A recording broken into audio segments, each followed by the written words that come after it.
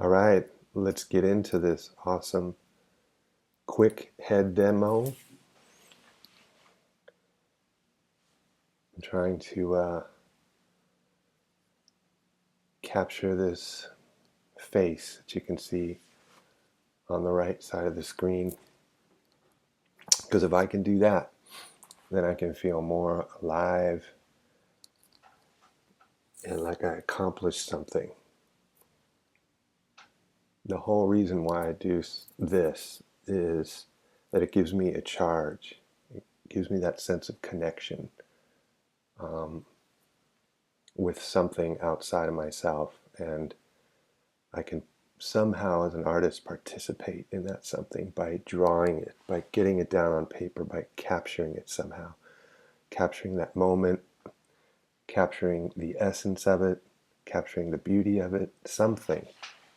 Something goes on in the act of drawing that I love, and that's why basically I do this. I'm using Photoshop, and I'm thinking of it as, let's say, new pastel on Canson paper, gray paper, and I'll use three values: black, gray, and white, just keeping it really simple. And the chalk brush in Photoshop, just a stock brush that comes with Photoshop. And the first thing I did was lay in uh, the planes of the face, getting that structure going, getting the big idea down, and making sure that architecture is valid so that it has substance, it has weight, it has a veracity there. And once I get the planes of the face established and the angle of the head, the average angle of the brow, angle of the nose, the tilt of the head, then I can go to the second step, which is putting in a value pass, putting in my darks, putting in the shadows. Basically, I'll do that as a 50% gray pass, and I'll keep it really flat inside the shadow shapes, because if it's noisy inside of the shadow shapes, if all the strokes are going in different directions and scratchy, then you're going to tend to notice that and be distracted from, let's say, the bigger design that I want you to be impacted by. Basically, that emotion that's coming from her, that look in her eyes, that feminine quality that's coming out from her. I want you to see that, and I want my design to convey that. And so if I lay in the shadow shapes just as very flat shapes, they can help me see the black and white puzzle pieces, the light stuff relating to the dark stuff. And that really helps me check my drawing and make adjustments easier, because I can see things, I can judge distances better when the dark parts are in a flat, graphic, posterized way. So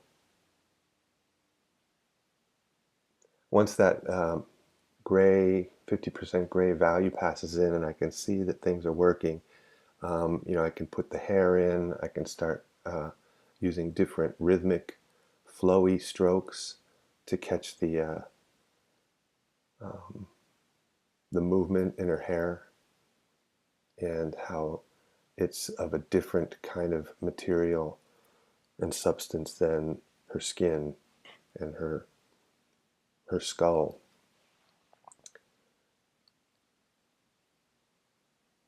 I've been using pretty much flat edges, kind of crisp edges, but now I'll start doing an edge pass and adjusting my edges either hard or soft.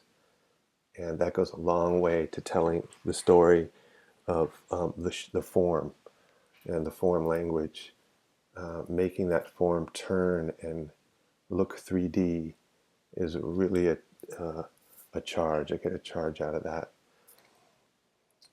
And ever since I was a kid, I liked drawing faces, and somehow I could get a likeness. I didn't know how, I just could do that. And so that was my favorite thing to draw. So I did a lot of faces and copied them basically. That was all the knowledge that I had. So I didn't understand the planes or rhythms of the face. I didn't understand really the value um, and creating a focus, designing basically. Uh, I knew some basics, but there were a lot of basics and fundamentals I didn't know for a long time. Um, so we've got two values, a middle gray and dark, 80% dark. I don't think anything is 100% black. But now I can put in that rim light from camera left. So she's got a key light that's lighting up her face. That's a soft light, or that's that kind of a fill key light setup. And then she's got a rim light, a very strong light, camera left, and that's lighting up that cheek. And once I lay that in, if I've done it, my values well up to this point, then it's gonna really be like the frosting that makes this thing go bump and take on another level of reality that I always get a charge out of. It's the reason why I do that. It makes me feel, connected and alive, and I think that's why people do art. That's why people sing. That's why they dance, and you're kind of bringing things together somehow, and it's magical, and all the parts harmonize into one whole.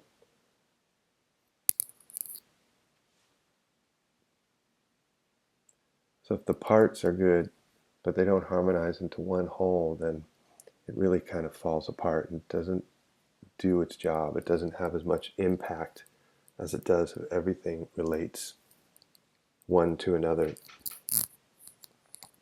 It's just like in music, if you have a bunch of notes, all those notes come together and make a song. All those dance steps come together and make one dance. And so that's our job as artists, is to really kind of take seeming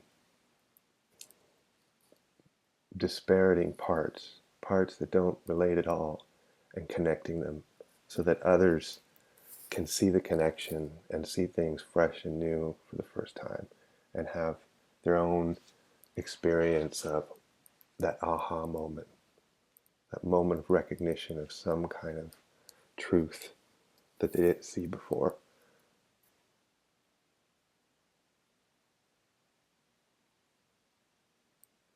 So in the eyes is really where I want to focus attention on this piece, because that's really the essence. I'm trying to get to the essence of this person somehow.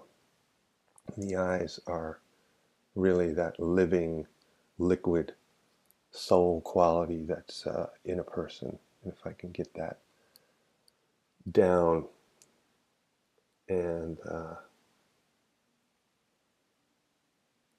make it look right, then I'm going to be well on my way to capturing this person.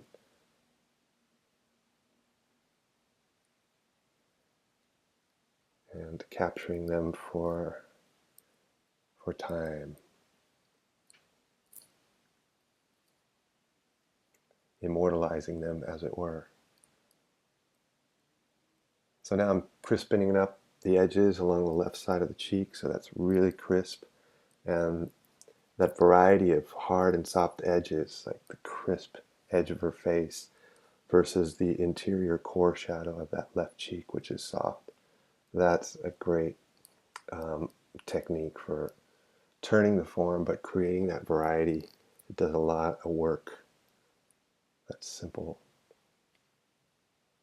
simple technique of hard and soft edges.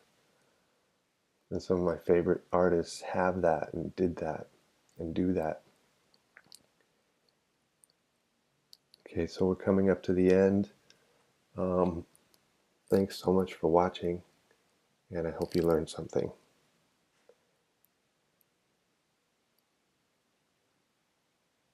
Let this play out a little bit. Bye-bye.